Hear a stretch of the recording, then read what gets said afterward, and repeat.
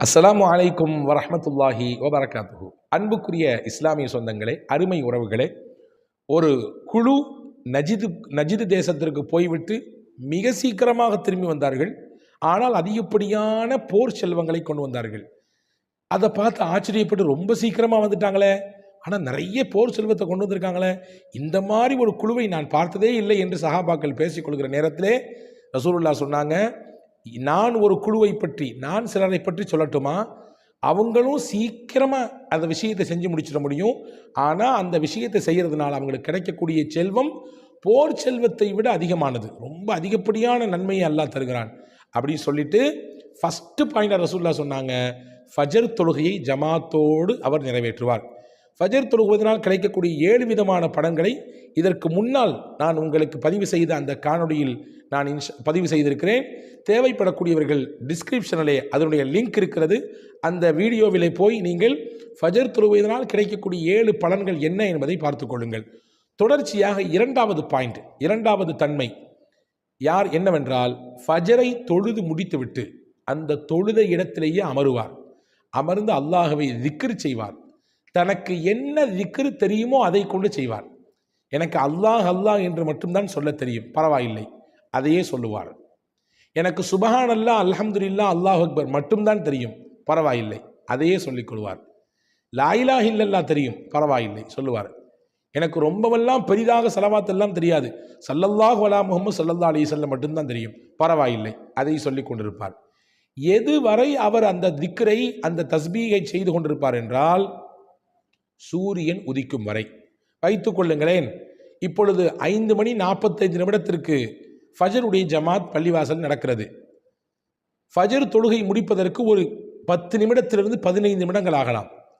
அதற்கு பிறகு அதிலிருந்து சூரிய உதயம் என்பது ஒரு 20 நிமிடம் அல்லது அதிகப்படியாக 20 நிமிடங்கள். இந்த 20 நிமிடத்தில் சூரியன் உதயமாகி விடுகிறது. இந்த தொழுகை ஜமாத் முடித்ததிலிருந்து சூரியன் உதிக்கும் வரை இவர் அந்த 15 நிமிடத்திலிருந்து 20 நிமிடம் வரை தனக்கு தெரிந்த திக்ரை, தனக்கு தெரிந்த தஸ்பீகை அப்படியே அந்த இடத்திலேயே உட்கார்ந்து செய்து கொண்டிருந்தார். ரசூலுல்லாஹி ஸல்லல்லாஹு அலைஹி வஸல்லம் சொன்னாங்க, ஃபஜரையும் தொழுதுட்டு சூரியன் உதிக்கும் வரை தஸ்பீகும் செஞ்சுட்டு இருந்தார்னா சின்ன நேரத்திலே எக்கச்சக்கமான போர் செல்வங்களை கிடைத்தால் எவ்வளவு மகிழ்ச்சி, எவ்வளவு ஆனந்தம், எவ்வளவு சந்தோஷம் கிடைக்குமோ அதை விட கூடுதலான மகிழ்ச்சிக்கும் சந்தோஷத்திற்கும் நன்மைக்கும் சொந்தக்காரர் இவர்தான். இவரை பார்த்துத்தான் ஆச்சரியப்பட வேண்டும், இவரை பார்த்துத்தான் பொறாமைப்பட வேண்டும், இவரை பார்த்துதான் கண் உயர்த்தி பார்க்க வேண்டும் என்று பெருமானார் ஸல்லல்லாஹு அலைஹி வஸல்லம் சொன்னாங்க.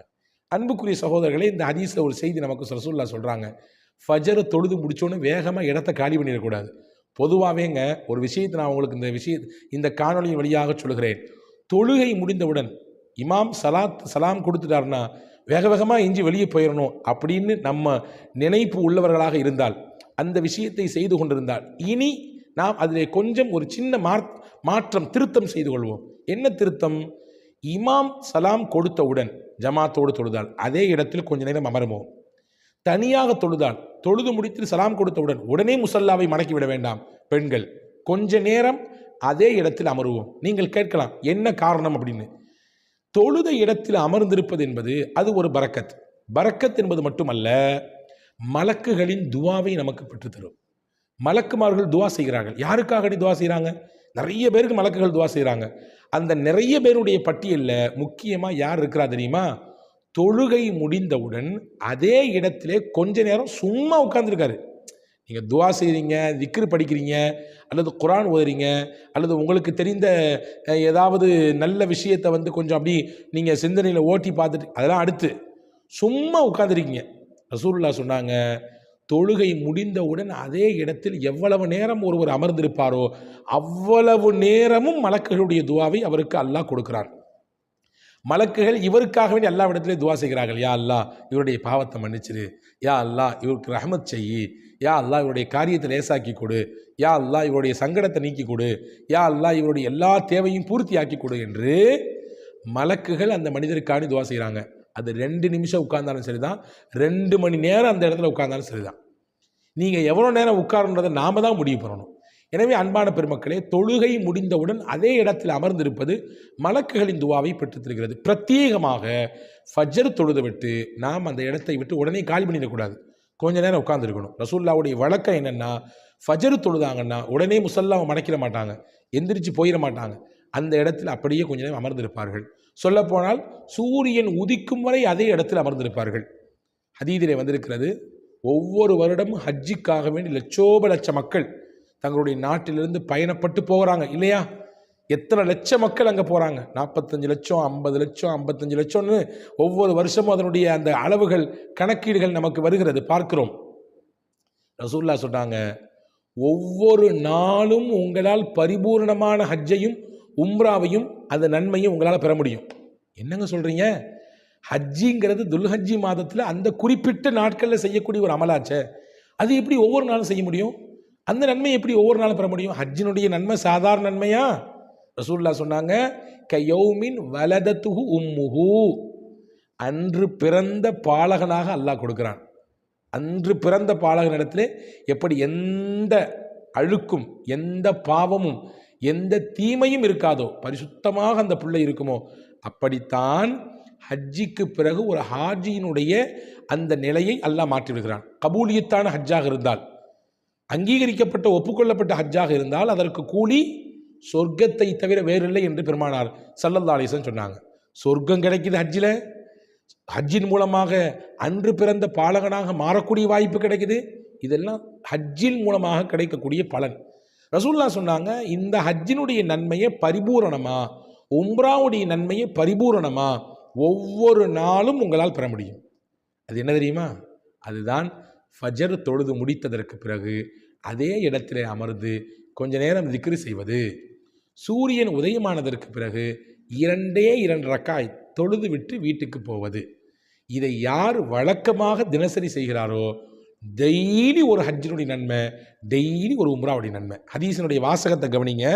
ரசூலுல்லாஹி ஸல்லல்லாஹு அலைஹி வஸல்லம் சொன்னாங்க, திருமிதி ஷரீஃபில் இந்த ஹதீஸ் வந்திருக்கிறது, மன் சல்லல் கதாத ஃபி ஜமாஅத்தின், எவர் ஒருவர் ஜமாத்தோடு ஃபஜர் தொழுகையை தொழுகிறார், தொழுது முடித்துவிட்டு சும்ம கஅத யذ்குருல்லாஹ, அதே இடத்துல உட்கார்ந்து அல்லாஹ்வை திக்ர் செய்கிறார். தனக்கு தெரிந்த திக்ர் நான் ஆரம்பத்திலே சொல்லிவிட்டேன். ஹத்தா தத்லு அஷம்ஸ், சூரியன் உதயமாகும் வரை, சூரியன் உதயமாகும் வரை அதே இடத்தில் உட்கார்ந்து தஸ்பீ செய்கிறார், திக்ர் செய்கிறார், ஸலவாத்து சொல்கிறார். சூரியன் உதயமானதற்கு பின்னாடி சும்ம சல்லா ரக்அத்தைன், 2 ரக்காயத்து தொழுதுட்டு தன்னுடைய இடத்தை காலி பண்ணுறார். ஃபஜர் தொழுதார் ஜமாத்தா, அதே இடத்துல உட்கார்ந்து திக்ரு செஞ்சார். சூரியன் உதிச்சதுக்கு பின்னாடி 2 ரக்காய் தொழுதார். சூரியன் உதிக்கும் போது தொழக்கூடாது. சூரியன் உதயமாகி முடிந்ததற்கு பிறகு 2 ரக்காய் தொழுதார். ரசூலுல்லாஹ் சொன்னாங்க, கானத் லஹு க அஜ்ரி ஹஜ்ஜத்தின் வ உம்ரத்தின், அவருக்கு அல்லாஹ் எந்த நன்மையை தருவான் என்றால் ஒரு ஹஜ்ஜி ஒரு உம்ராவுடைய நன்மை அல்லாஹ் தந்துடுறான். இந்த ஹதீஸினுடைய தொடரில் பாருங்க எவ்வளோ அழகா ரசூலுல்லாஹ் சொல்றாங்க. யார் ஒருவர் ஃபஜர் தொழுது முடித்துவிட்டு ஜமாத்தோடு தொழுதுவிட்டு அதே இடத்திலே அமர்ந்து அல்லாஹ்வை திக்ர் செய்து தஸ்பீ செய்து அதற்கு பிறகு சூரியன் உதித்து அந்த நேரம் கழிந்ததற்கு பிறகு 2 ரக்காயத்து தொழுகிறாரோ, ரசூலுல்லாஹி ஸல்லல்லாஹு அலைஹி வஸல்லம் சொல்றாங்க, அவருக்கு ஒரு ஹஜ்ஜி ஒரு உம்ராவுடைய நன்மையை அல்லாஹ் தருகிறான். இந்த ஹதீஸின் முடிவிலே பெருமானார் ஸல்லல்லாஹு அலைஹி வஸல்லம் சொன்னாங்க, தாம்மா தாம்மா தாம்மா, 3 முறை சொல்றாங்க. தாம்மான என்ன? பரிபூரணமான நன்மையை வல்ல ரஹ்மான் அல்லாஹ், பரிபூரணமான ஹஜ்ஜுடைய நன்மையை, பரிபூரணமான உம்ராவுடைய நன்மையை அல்லாஹ் தருகிறான் என்று பெருமானார் ஸல்லல்லாஹு அலைஹி வஸல்லம் சொல்றாங்க. அப்போ பாருங்க, ஒவ்வொரு நாளும் நம்மளால் ஹஜ்ஜி செய்ய முடியும், ஒவ்வொரு நாளும் உம்ராவுடைய நன்மையை பெற முடியும்.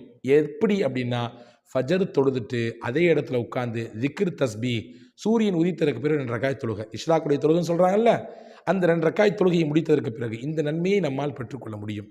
அப்போ பாருங்க, ரசூலுல்லாஹி ஸல்லல்லாஹு அலைஹி வஸல்லம் அதிகாலை நேரத்திலே, குறிப்பாக ஃபஜருடைய சமயத்திலே அதை பிரத்யேகமாக துவா செய்திருக்கிறாங்க. அல்லாஹும்ம பாரிக் ஃபி உம்மதி ஃபி புக்கூரிஹா, யா அல்லாஹ் என்னுடைய உம்மத்திற்கு அதிகாலை நேரத்தில் நீ பரக்கச் செய்வாயாக என்று துவா செஞ்சுருக்காங்க. ஆனால் ரொம்ப கைசேதம் என்னென்னா, இந்த உம்மத், முஸ்லீம் உம்மத் அதிகாலை நேரத்தில் என்ன செய்து கொண்டிருக்கிறது என்பதை நாம் தான் நமக்கு நாமே கேட்டுக்கொள்ள வேண்டும். வருத்தமான விஷயம், உள்ளபடியே வேதனையான விஷயம். ஃபஜர் தொழுகையில் எவ்வளவு தூரம் நாம் அக்கறை இல்லாமல் கவனம் இல்லாமல் இருக்கிறோம். அதனால் நாம் இழந்தது எத்தனை. ஃபஜர் தொழுகையை விட்டதினால் சமுதாயம் இழந்தது எத்தனை?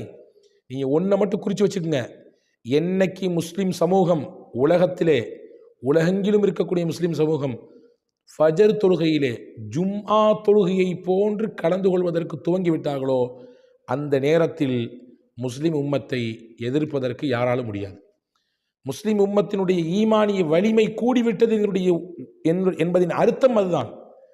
எப்பொழுது எல்லா பள்ளிகளும் ஃபஜர் தொழுகையிலே ஜும்மாவை போன்று நிரம்பி வழிகிறதோ நிச்சயம் அல்லாஹ் இந்த உம்மத்தை மேன்மைப்படுத்தி விடுவான். இந்த உம்மத்திற்கு எந்த ஒரு சிரமம் வந்தாலும் எதிர்கொள்ளக்கூடிய ஆற்றலையும் அந்த ஈமானிய வலிமையும் அல்லாஹ் கூட்டி விடுவான்.